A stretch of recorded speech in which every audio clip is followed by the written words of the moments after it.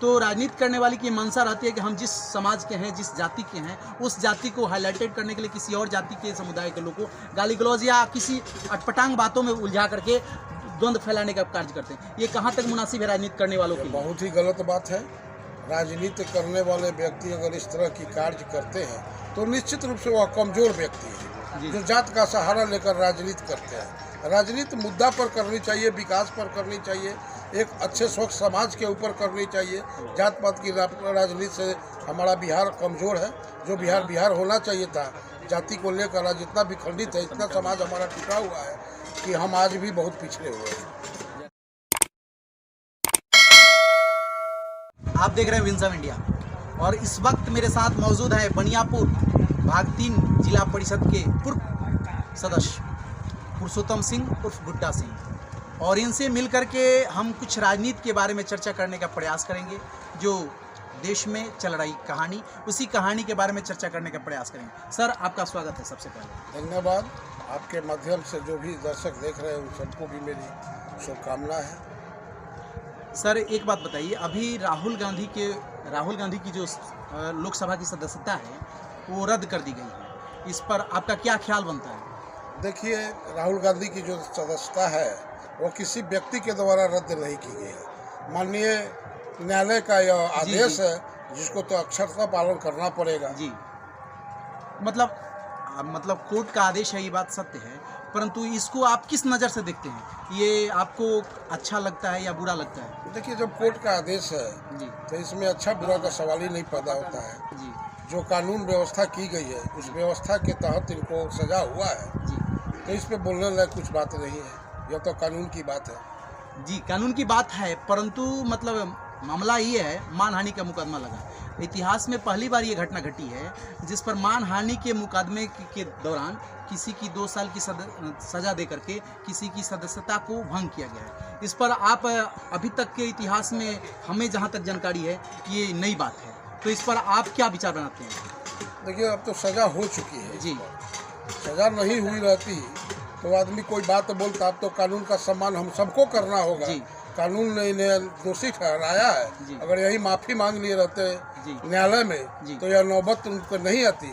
लेकिन अब तो सजा कानून के द्वारा इनको हो चुकी है, इसमें कुछ बोला नहीं जा सकता है। अच्छा, कानून के द्वारा सजा हो चुकी है, परंतु इससे निपटने का कोई आइडिया आप बता सकते हैं? अब निपटने के लिए उससे ऊपर की अदालत है, उस अदालत में जाए, अपना पक्ष रखे।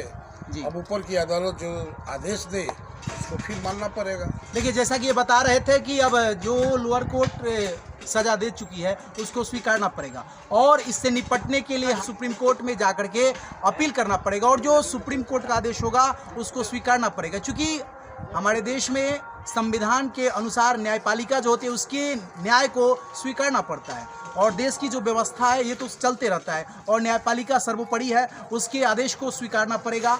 परंतु सर, एक बात बताइए, राहुल गांधी के साथ जो ये घटी है, कोर्ट का जो आदेश मिला है, इस पर आप कितना सहमत हैं? देखिए, संविधान तो राहुल गांधी के सरकार की ही बनाई हुई थी। जब कोर्ट में जब सदन में यह मामला आया तो पुरजोर विरोध इसको राहुल गांधी जी किए।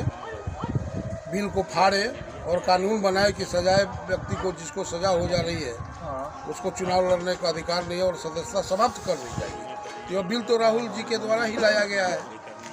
ठीक है, एक बात, सदस्यता समाप्त कर दी जाएगी, बिल को फाड़े, यानी जिसके ऊपर सजा हो गई उसको चुनाव लड़ने का हक नहीं बनता है। ये राहुल गांधी का मतलब बिल पास किया गया है। परंतु एक बात बताइए, सदस्यता रंग हो जाए लेकिन मतलब सजा हुई, इस पर आप क्या कहना चाहते हैं? सजा हुई, अगर मानहानि के मुकदमा में 2 साल की सजा हुई, इस पर कहाँ तक मुनासिब लग रहा है आपको? देखिए, लोकतंत्र में इस तरह की बात तो कानून का दिया गया फैसला है, इस पर हम लोग कुछ टिप्पणी नहीं करना चाहते।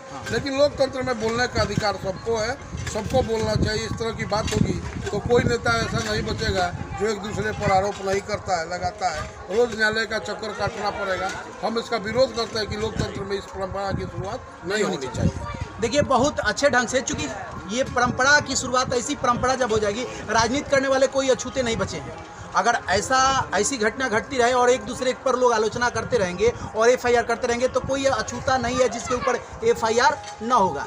इसलिए सब किसी को अपनी मानसिकता को ठीक करने की ज़रूरत है और राजनीति करे तो स्वच्छ और साफ सुथरे राजनीति करने की ज़रूरत है। देश के विकास के बारे में सोचने की ज़रूरत है। एक दूसरे की आलोचना करने से कोई कुछ होने वाला नहीं है। हमारा देश जब विकसित हो जाएगा ऑटोमेटिक राजनीति करने वाले का नाम निकल जाएगा। लेकिन क्या है सर, अपना नाम ऊपर करने के लिए एक दूसरे की आलोचना करके एक दूसरे को कमज़ोर दिखाने की जोर शोर से होड़ चली हुई है। तो ये कहाँ तक राजनीति करने वालों के लिए मुनासिब लग रहा है? नहीं, यह गलत पंपड़ा है। हाँ? यह गलत पंपड़ा है। विचार रखने का अधिकार सबको है, आरोप और प्रत्यारोप करने का अधिकार सबको है। लोकतंत्र में यही भारत की खूबसूरती है। इस तरह के कार्य नहीं होना चाहिए। मान लीजिए इसमें सबसे दुखद बात है कि जिनके बारे में बोला गया वो खुद मानहानि का मुकदमा नहीं किए, तीसरा व्यक्ति के द्वारा यह मुकदमा किया गया है। यह कानून में एक कड़ी यह भी है कि मानहानि का मुकदमा जिस व्यक्ति पे बोला गया है उस व्यक्ति को करना होगा। यह इस तरह की बात हमारी जानकारी में जो है तो यह तो बात हुई नहीं। कोई तीसरा व्यक्ति जाकर FIR करता है और इस पर यह सजा होती है, इस तरह की बात नहीं है। तो ये मतलब कहाँ तक उचित है? यह अनुचित है। अनुचित है ना? एकदम अनुचित है। देखिए, जो बता रहे हैं जो भी घटना घटी है वो गैर मुनासिब काम है, ये ऐसा नहीं होना चाहिए। और जो FIR किए हैं उनको भी थोड़ा संभलने की ज़रूरत है, क्योंकि राजनीति करते हैं तो आप भी अछूते नहीं हैं। आप भी कहीं कुछ बोले होंगे और आपका भी कोई क्लिप पकड़ लेगा और आपको भी कोर्ट में खड़ा कर देगा। तो कोई राजनीति करने वाला, सिंपल बात है कि राजनीति करने वाला कोई अछूता नहीं है। सब किसी के ऊपर कुछ न कुछ हुआ है और कुछ नहीं होगा तो चुनाव के दौरान आचार संहिता का उल्लंघन तो ऑटोमेटिक लग जाता है। तो ये सब तो होते रहता है। इसलिए मैं निवेदन करूंगा कि आप सभी जो भी राजनीति करने वाले लोग हैं अपनी मानसिकता को सुधारें और स्वच्छ और साफ छवि की राजनीति करने का प्रयास करें ताकि हमारे देश का विकास हो। ये जो युवा राजनीति करने वाले हैं, जो जिनके अंदर राजनीति का शौक जगा हुआ है, उनको आप अपने तरफ से कुछ मैसेज दे दीजिए। चूँकि चुनाव लड़ने के वक्त एक दूसरे की आलोचना करेंगे और वही नकॉपी करके आएंगे और फिर किसी के ऊपर FIR होगा। तो ये कहाँ तक उचित है या गैर मुनासिब है? हमारा यही संदेश है कि एक स्वस्थ परंपरा की शुरुआत होनी चाहिए। बात बात में किसी व्यक्ति के ऊपर डायरेक्ट इस तरह का आरोप नहीं लगाना चाहिए। अब तो विचारों की लड़ाई है और मूल्य सिद्धांतों की लड़ाई अब कहाँ रह गई है। अब तो सब कोई एक दूसरे को जात पात में आकर एक दूसरे को नीचा दिखाने की होड़ लगी रहती है। मैं इसका समर्थक नहीं हूँ कहीं से भी। इस तरह समाज में अमर्यादित भाषा का प्रयोग नहीं होना चाहिए और किसी व्यक्ति के बारे में अपने विचार रखें, स्वस्थ परंपरा की शुरुआत करें। अच्छा सर, राजनीति करते हैं आप भी और जात पात की बात कर दिए, तो जात पात तो राजनीति से ही शुरू हुई है, क्योंकि राजनीति करने वाले ही जाति के नाम पर जातिगत राजनीति करते हैं और वो वहाँ से चल कर के आके हमारे समाज में विभिन्न जाति में हम लोग खंडित हो जाते हैं, जिस वजह से हमारी कमज़ोरी हो जाती है। तो राजनीति करने वाले की मंशा रहती है कि हम जिस समाज के हैं, जिस जाति के हैं, उस जाति को हाईलाइटेड करने के लिए किसी और जाति के समुदाय के लोगों को गाली गलौज या किसी अटपटांग बातों में उलझा करके द्वंद्व फैलाने का कार्य करते हैं। ये कहाँ तक मुनासिब है राजनीति करने वालों की? बहुत ही गलत बात है।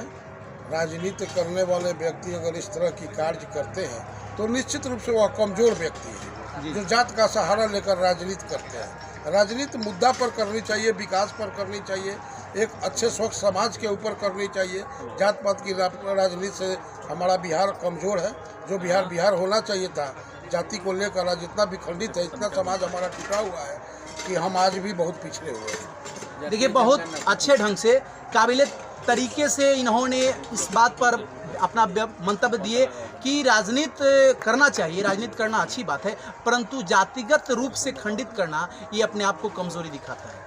आप अपना विचार दीजिए, अपने विचार की राजनीति कीजिए। और जो राहुल गांधी की साथ जो घटना घटी है, जो उनकी सदस्यता भंग हुई है, वो कोर्ट का आदेश है, तो इसको स्वीकारना तो सब किसी को पड़ेगा। परंतु ये भी बता रहे हैं कि जो भी FIR दर्ज हुआ है ये कहीं न कहीं गलत है। आप देख रहे हैं विंसम इंडिया।